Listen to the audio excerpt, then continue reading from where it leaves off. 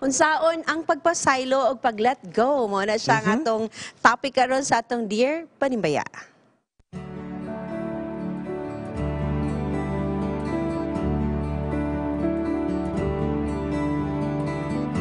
Dear Panimbaya, I was raped at the age of 8 sa akong papa.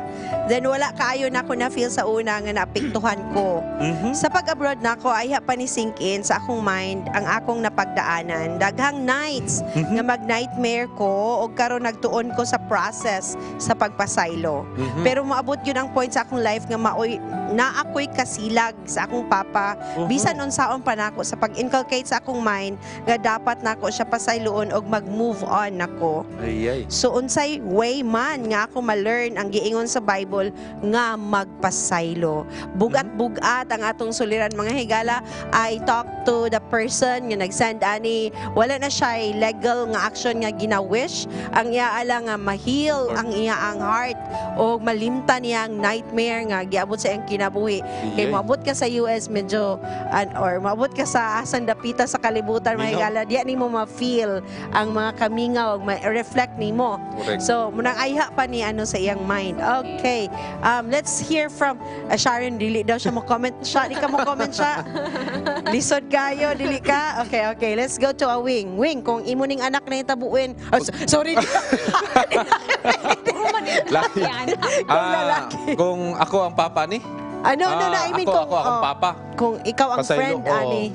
Lisod ba ya sa tawhanon nga pagkinabuhian na lisod na nga side, pero dawato nimo ang kamaturan nga na naman na imo po ng amahan ay imo lang yung pasayloon ay bisan unsa inyong na pagdaanan, dawato lang ginimo nga ani man gyud kalibutan niya, dili ra man pud ikaw isa na himong ana, so imong pasayloon na lang ginimo amahan para ko.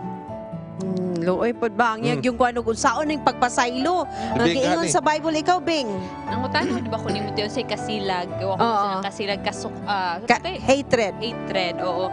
Dili ko masabot sad no ngano na siya ka hatred sa iyang papa kay syempre papa sa dapat siya ang mo protect, mo mahal, mo pangga sa imo, pero in a row it turns out nga siya pa nagpasakit sa imo, gi-rape pa jud ka.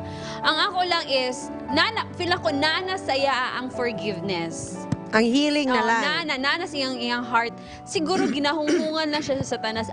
Dili palagi ka kasuko kanang magtunong pa jud kag kasuko sa imo ang ginika sa imo ang papa kay ginani kaniya. Pero paminawa ang the other side, di ba? Na may maghunghung na to di maayo ug maayo. Fill your heart with the Holy Spirit, no? So that you can find that real forgiveness sa imong kasing-kasing ana lang jud. Pastor. Sa naminaw ko sa maong kaning ang kasinatian, I was really touched ba nako amahan gud niya og normal gina bisag unsaon normal na nga pagbati sa usa ka batan-on nga nahitabuan, pero ang ako nga ikatambag ingon nga ministro wa gyapon lain nga dangpan ani kan nagaingon siya kun ato lang isugid ang atong sala pasaluon ta niya. Pero ang atong sala, dili pasayloon sa Ginoo kung doon na patay kasilag, doon na patay kayugot sa atong isig katao.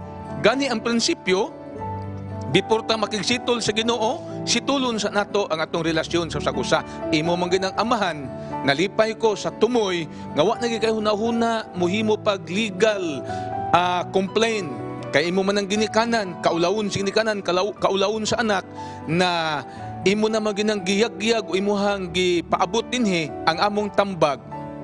Ingon ang lagad sa Ginoo, ang tinuod nga pasaylo malimot siya sa butang nga diin nahimo. Ingon dito, kung nakapasaylo ka, ingon dito, forgive and forget, because forgiveness who refuses to forget is not forgiveness. Apan unsaon?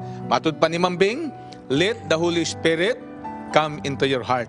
Kung naana ang balaang espiritu, mamunga, unsay bunga, gugma, kalinaw, pailog, Galacia 5:22 o 23. Katapusan, wala na kay pagdumot, wala na sugo nga imong gilapas, aron mamunga ang balaang espiritu, pasudla, unya amumaha og siya nay mutabang nimo nga matuman nimo ang gitawag true forgiveness is always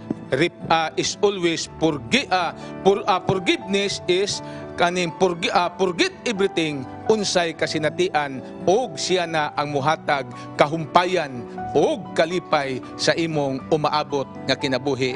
My dear Panimbayan. Thank you. Kayo, continue siguro, no, in addition, continue sa pagbasa sa Bible. Yes. I know nga, ang process, manggo, dili na siya sayon. Correct. It will take time to forgive and to heal sa mud, sa atong mga Correct. kasing-kasing.